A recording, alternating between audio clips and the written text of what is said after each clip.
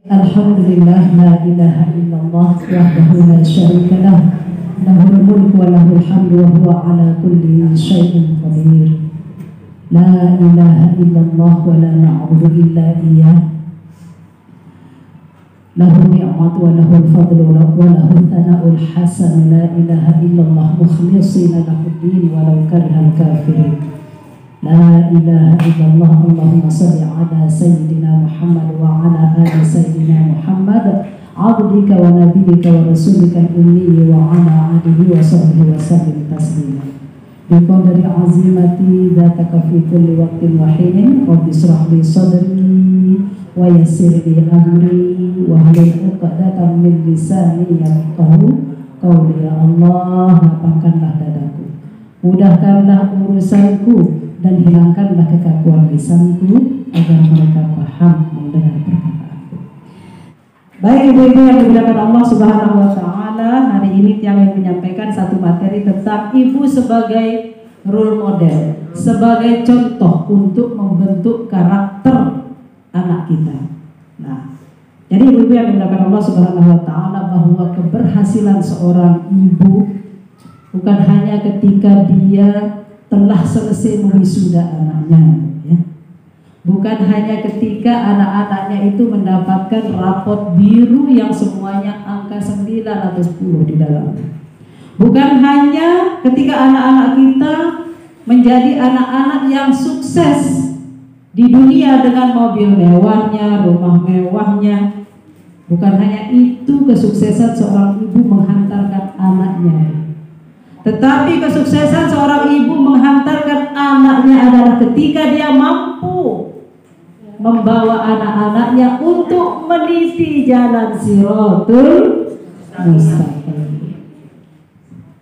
Jadi jangan terlalu berbangga dulu kalau anaknya, oh ya, anak saya sudah selesai wisuda, anak saya sudah mampu membeli mobil, anak saya sudah mampu membeli rumah. Tetapi kita lupa, mampukah anak kita meniti jalan Shirathul Mustaqim? Maka rapot akhirat ini yang penting untuk dipersiapkan oleh seorang ibu. Nah, nanti Bu, Allah katakan, fa amma man utiya kitabahu biyamini. Adapun orang yang kitabnya itu diberikan dari sebelah kanannya, bagi yang rapotnya berwarna biru. Fa amma man utiya kitabahu biyamini fasawfa yuhasabu hisaban yasira. Jadi kalau kita menerima kitab kita atau rapot kita dari sebelah kanan, fasawfa yuhasabu hisaban yasira, maka hisab kita itu akan ringan. Jadi kalau misalnya anaknya ditanya nanti rabbuka man nabiyuka, sudah lancar karena rapotnya sudah biru, sudah ibu latih mengenal Tuhannya, sudah ibu latih mengenal kitabnya. Fa amma man utiya kitabahu biyaminihi fasawfa yuhasabu hisaban yasira wa yanqalibu ila wa yanqalibu ila ahlihi masrura, dan dia akan berjumpa dengan orang-orang yang berbahagia.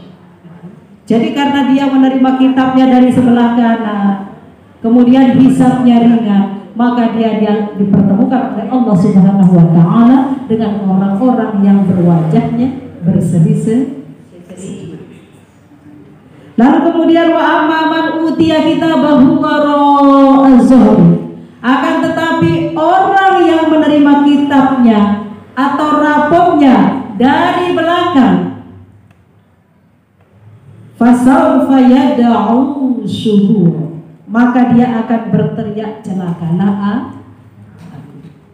Lalu kemudian wa yasla sa'ira, dan dia akan masuk ke dalam neraka. Tega enggak Bu kita menjerumuskan anak-anak kita? Tega enggak Bu? Mau enggak Bu? Maka jika kita ingin anak-anak kita mampu meniti jalan Shirathul Mustaqim, perbaiki dari hari ini imannya. Kenali dirinya dengan Tuhannya, kenali dirinya dengan kitabnya, kenali dia dengan siapa yang harus dia cintai, yaitu Rasul. Ya Bu, siap Bu? Karena kita ini adalah kan role model, kita ini adalah contoh buat anak-anak kita. Tidak akan ada lagi yang mampu dilihat oleh anak-anak kita kecuali ibunya. Guru di sekolah Bu, ya, yang hanya beberapa jam saja pertemuannya. Kalau ibu dari lahir hingga akhir hayat. Lalu kemudian yang kedua, menjadi seorang ibu adalah sebuah anugerah yang tidak dimiliki oleh seorang ayah. Seorang ibu memiliki keagungan yang Allah sebutkan di dalam Al-Quran tentang bagaimana peran dan fungsinya sebagai seorang ibu. Allah menjadikan ibu itu sungguh-sungguh, Bu, tidak main-main. Maka kita sungguh-sungguh juga mendidik putra-putri kita. Emang ada yang main-main mendidik putra-putrinya? Bu, ada. Dititip di neneknya bertahun-tahun. Ya enggak Bu? Alasannya repot. Maka kalau kita mau sungguh-sungguh Bu, kita sendiri yang mendidik anak kita. Karena beda, sehebat apapun nenek Bu, tetap tanggung jawab ibu adalah yang utama di dalam membentuk karakter putra-putri kita.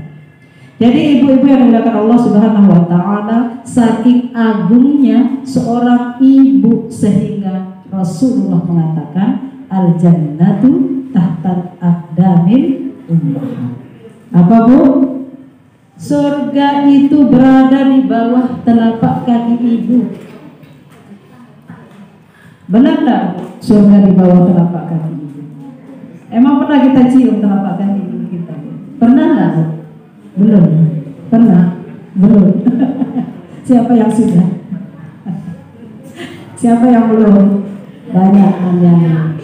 Jadi ibu-ibu yang dimuliakan Allah Subhanahu wa Ta'ala, karena surga itu berada di bawah telapak kaki ibu, maka alirkanlah surga itu kepada putra-putri kita.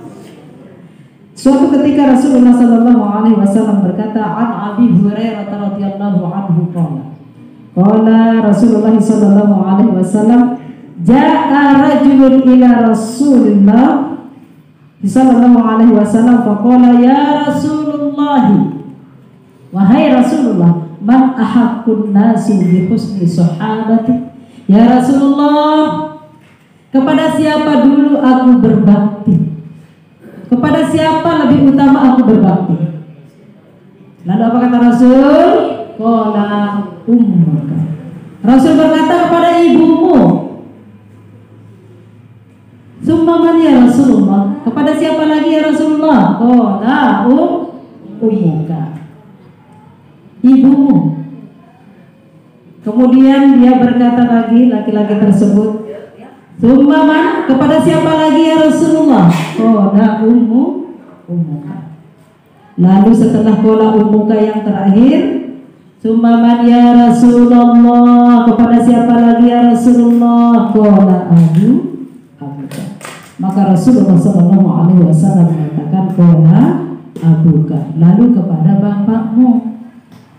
Jadi ibu-ibu yang dimuliakan Allah Subhanahu wa Ta'ala, tidak ada yang hebat anak-anak kita tanpa ibu-ibu yang hebat.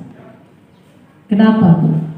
Karena Allah Subhanahu wa Ta'ala telah mengukir ibu-ibu hebat yang melahirkan anak-anak hebat. Kita tahu bagaimana hebatnya Ahmad bin Hanbal, seorang ulama besar Bu. Siapa ibunya? Siapa ibunya Bu? Ibu Imam Ahmad bin Hanbal adalah Sofiyah binti Abdul Malik. Adalah perempuan solehah, perempuan yang luar biasa kebaikannya Bu. Lalu beliau melahirkan seorang anak yang menjadi seorang ulama. Kemudian kita tahu siapa ibundanya, Baginda Aisyah radhiyallahu anha. Siapa? Ummu Ruman. Siapa, Bu? Ummu Ruman. Siapa bapaknya? Abdul. Siapa bapaknya? Abu Bakar Asyid. Istrinya Ummu Ruman adalah wanita pilihan Abu Bakar As-Siddiq yang menjadi sahabat Nabi yang melahirkan Aisyah radhiyallahu anha. Siapa Aisyah, Bu? Istri Rasulullah sallallahu alaihi wasallam yang meriwayatkan ribuan hadis. Berarti Aisyah ini adalah pilihan Allah Subhanahu wa taala yang mengukir perkataan Rasulullah sallallahu alaihi wasallam sejak kapan mulai Rasulullah berbicara. Hebat enggak ibunya, Bu? Hebat ibunya. Lalu kemudian siapa yang namanya diukir dalam sebuah surat, Bu? Siapa, Bu? Maryam. Siapa ibunya Maryam? Maryam adalah wanita biasa yang bukan seorang nabi, Bu. Wanita mulia yang memiliki kehebatan di dalam ibadahnya, memiliki seorang ibu yang juga mulia, sehingga namanya diabadikan di dalam Al-Qur'an. Siapa ibunya, Bu? Hannah. Siapa ibunya Maryam, Bu? Hannah. Siapa ibunya Maryam, Bu? Hannah. Siapa bapaknya? Imran. Jadi ibu-ibu hebat itu, ibu-ibu yang solehah itu adalah ibu-ibu yang nanti akan melahirkan anak-anak yang juga hebat, yang soleh dan soleh. Percaya, Bu? Mengapa itu diceritakan di dalam Al-Quran? Untuk kita beritibar, untuk kita menjadikan Al-Quran itu atau kisah-kisah yang ada di dalam Al-Quran itu sebagai pelajaran yang kita pelajari, Bu. Bukan cuma cerita doang. Ceritanya kisah Nabi Nuh begini. Tapi kita tidak ambil apa yang ada di dalam kisah tersebut. Jadi ibu-ibu yang dimuliakan Allah Subhanahu wa taala, contoh yang bisa kita ikuti caranya untuk menjadi perempuan atau ibu yang hebat itu, dia salah satu di antaranya adalah Maryam dan ibunya Hannah. Lalu bagaimana cara Hannah memelihara Maryam sehingga menjadi seorang yang juga melahirkan Isa yang menjadi nabi? Gimana caranya Hannah, Bu? Ada caranya. Jadi yang bawa buku catat, Bu. Bagaimana cara Hannah memproses diri agar memiliki anak-anak yang soleh? Maka cara Hannah ini kita lakukan agar anak kita benar-benar menjadi orang yang soleh dan soleh. Jadi ibu-ibu yang dimuliakan Allah Subhanahu wa taala, yang dilakukan oleh Hannah 3 hal. Yang pertama, idza qalat imra'atu Imran rabbi inni nadartu laka ma fi batni muharraran fataqabbal minni innaka antas samiul alim. Itu yang pertama kali yang dilakukan oleh Hannah untuk mendapatkan putra dan putri yang soleh. Apa itu, Bu? Ingatlah ketika istri Imran berkata, ya Tuhanku, sesungguhnya aku bernazar dengan kandunganku untuk mengabdi kepadamu, untuk beribadah kepadamu. Maka yang pertama kali dilakukan oleh Hannah adalah menazarkan kandungannya ini kepada Allah Subhanahu wa ta'ala. Ya Allah, anak hamba-Mu yang ada di dalam kandungan ini, hamba nazarkan untuk-Mu. Gitu, Bu, ya. Hamba-Mu serahkan untuk-Mu, untuk mengabdi kepadamu, ya Allah. Gitu. Jadi setelah kita nazarkan, Bu, tadinya kan Hannah tidak tahu apakah Hannah akan melahirkan seorang putra atau akan melahirkan seorang putri, Bu. Tetapi apapun putranya, apapun kandungannya, yang diminta adalah seluruhnya ngabdi kepada Allah. Lalu yang kedua, apa kata Allah, Bu, setelah Hannah menazarkan dirinya? Allah katakan, fataqabbalaha rabbuha biqubulin hasanin wa ambataha nabatan hasan. Allah menerima nazarnya itu dengan penerimaan yang sangat baik. Lalu yang dilakukan oleh Hannah setelah anaknya itu lahir, falamma wada'tuha qalat rabbi, ya Allah, Hannah ini lahir, qalat rabbi, lalu Hannah berkata, qalat rabbi untha. Hannah berkata bahwa ya Allah, anakku ini perempuan, ternyata bukan seorang laki-laki yang akan aku serahkan untuk terus mengabdi kepadamu. Lalu apa kata Allah? Wallahu a'lam bima wada'at. Sesungguhnya Allah lebih tahu apa yang kamu lahir. Tadinya Hannah berkata, ya Allah, ternyata yang lahir ini adalah perempuan, ya Allah. Emang aku lebih tahu dari kamu, kata Allah. Ya, Bu, ya. Kemudian walaisa dzakara kal untha, dan tidaklah sama seorang laki-laki itu dengan seorang anak perempuan. Walaisa dzakara kal unsa wa inni sampaituha Maryam wa inni u'idzuha bika wa dzurriyyataha minasyaitonir rajim. Maka hal yang dilakukan oleh Hannah setelah anaknya lahir adalah memberikan nama yang baik kepada anak-anak.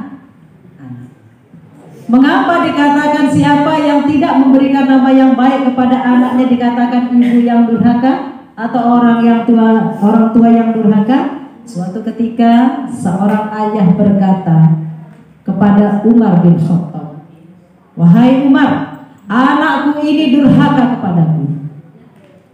Tapi Umar kan begitu mendapatkan laporan tidak langsung mengatakan, oh mana dia anakmu yang durhaka itu. Tidak begitu, Bu. Umar bin Khattab langsung berkata, coba saya ingin dengar gimana sih anakmu itu, kok kamu bilang dia durhaka. Lalu dipanggillah putranya ini, Bu, ya, oleh bapaknya. Ini dia yang Umar bin Khattab, anakku ini durhaka sekali kepadaku.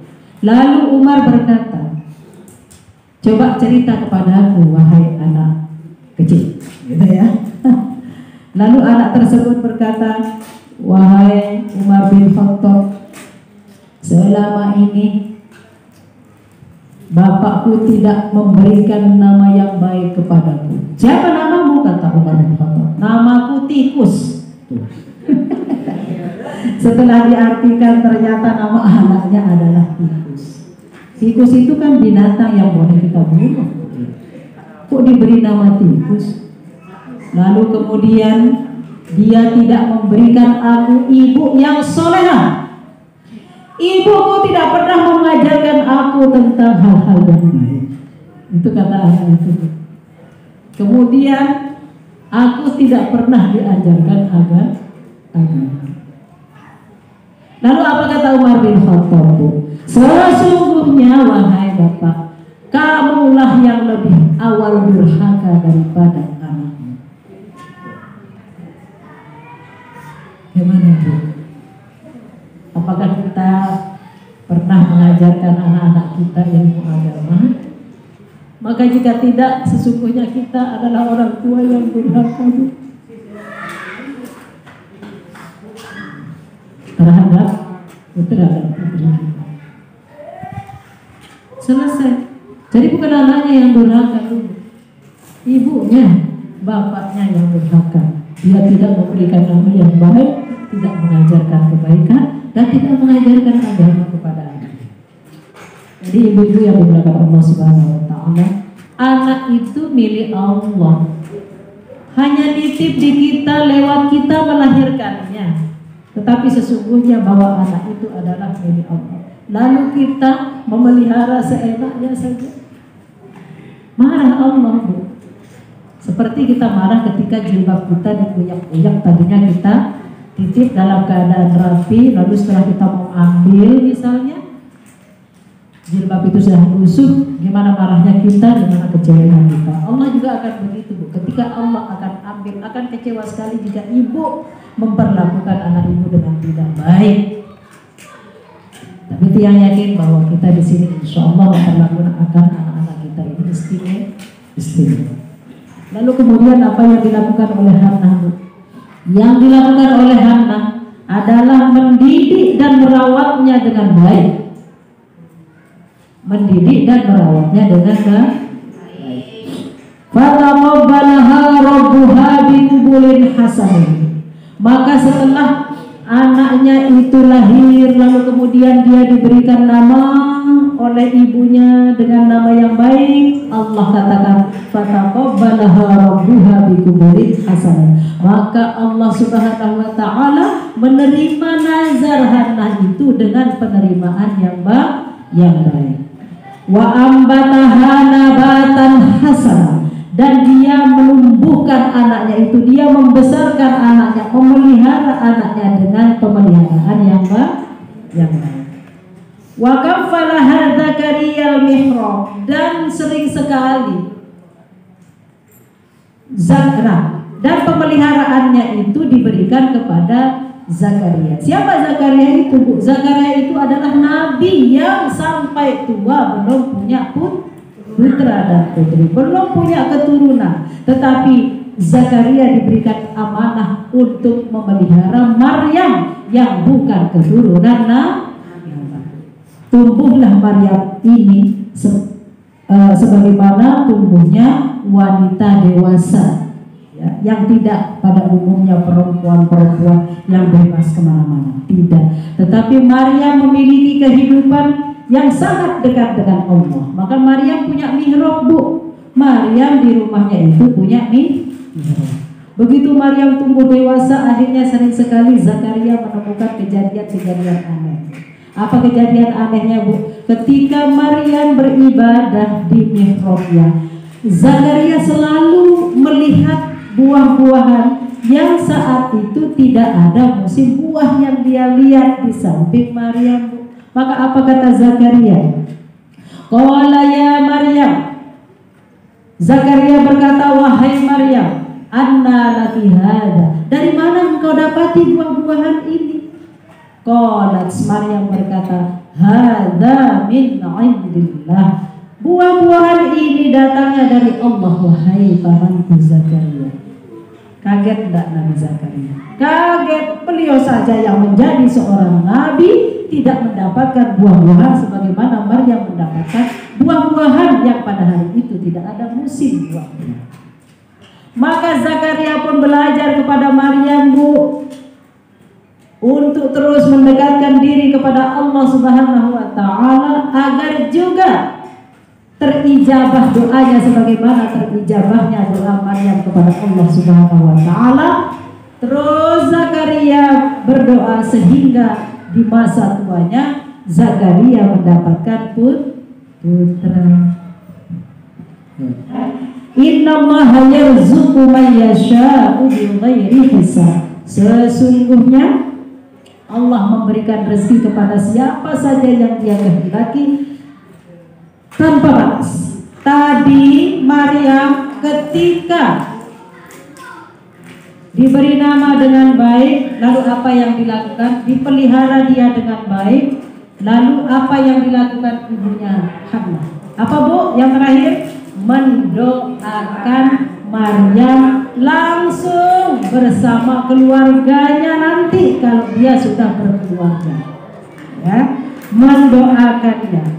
Makanya Maryam berkata, wa inni u'idzuha bika wa dzurriyyataha minasyaitonir rajim. Setelah diberikan nama yang baik, diberikan pemeliharaan yang baik, lalu dia didoakan dengan doa yang baik. Apa satu bu? Satu bu apa? Menazarkan putra putrinya kepada Allah. Yang kedua apa bu? Memberikan dia nama yang baik. Kemudian yang ketiga memelihara dengan pemeliharaan yang baik. Yang keempat mendoakannya dengan doa baik. Ibu yang dimuliakan Allah Subhanahu wa taala, pengajian ini tidak akan ada artinya kalau kita tidak praktik. Maka mulai nanti sampai rumah bu, biasanya ibu tidak suka salaman sama suami kan? Pergi ngaji tidak salaman, pulang ngaji tidak salaman. Coba nanti pulang ngaji salaman bu ya. Kita akhiri dulu perjumpaan kita ini.